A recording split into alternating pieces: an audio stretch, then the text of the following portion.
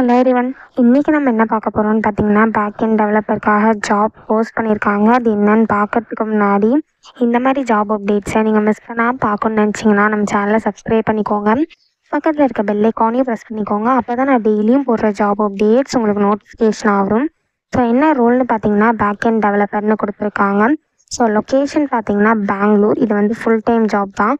So கீழே பார்த்தீங்கன்னா company overview, job description, உங்கள் ரோல்ஸ் அண்ட் ரெஸ்பான்சிபிலிட்டிஸ், உங்களுக்கு என்னென்ன ஸ்கில்ஸ் எல்லாம் இருக்கணும், கம்பெனிலேருந்து உங்களுக்கு என்னென்ன பெனிஃபிட்ஸ்லாம் ப்ரொவைட் பண்ணுறாங்க, இது எல்லாமே கொடுத்துருக்காங்க. இது எல்லாத்தையும் நீங்கள் கோ த்ரூ பண்ணிக்கோங்க. இதெல்லாம் உங்களுக்கு மேட்ச் ஆச்சுன்னா இந்த ஜாப்க்கு நீங்கள் அப்ளை பண்ணுங்கள். ஸோ குவாலிஃபிகேஷன் பார்த்தீங்க அப்படின்னா உங்களுக்கு 1+ இயர்ஸ் ஆஃப் எக்ஸ்பீரியன்ஸ் இருக்கணும் அப்படின்னு சொல்லியிருக்காங்க. ஸோ எதெல்லாம் உங்களுக்கு எக்ஸ்பீரியன்ஸ் இருக்கணும்னு சொல்லியிருக்காங்கன்னு பார்த்தீங்கன்னா ஜாவா, ஸ்ப்ரிங் பூட் இதெல்லாம் உங்களுக்கு எக்ஸ்பீரியன்ஸ் இருக்கணும் அப்படின்னு சொல்லியிருக்காங்க. உங்களுக்கு குட் கம்யூனிகேஷன் ஸ்கில்ஸ் இருக்கணும்னு சொல்லியிருக்காங்க. ஸோ உங்களுக்கு கம்ப்யூட்டர் சயின்ஸில் பேக்ரவுண்ட் இருக்கணும் அப்படின்னு சொல்லியிருக்காங்க. ஸோ நீங்கள் கம்ப்யூட்டர் சயின்ஸில் டிகிரி பண்ணியிருக்கணும் அப்படின்னு சொல்லியிருக்காங்க.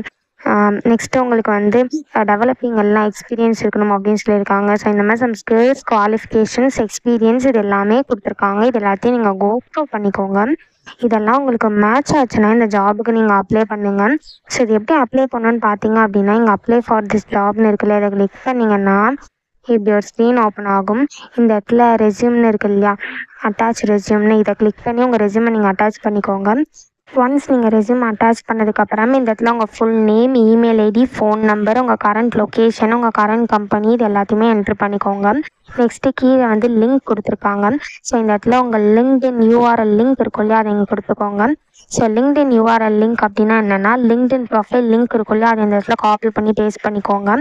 ஸோ நெக்ஸ்ட்டு கிட்டப் லிங்க் இருந்ததுன்னா அதையும் நீங்கள் கொடுத்துக்கலாம். அது வந்து ஆப்ஷனல் தான், அது நீங்கள் கொடுக்கணும்னு அவசியம் இல்லை.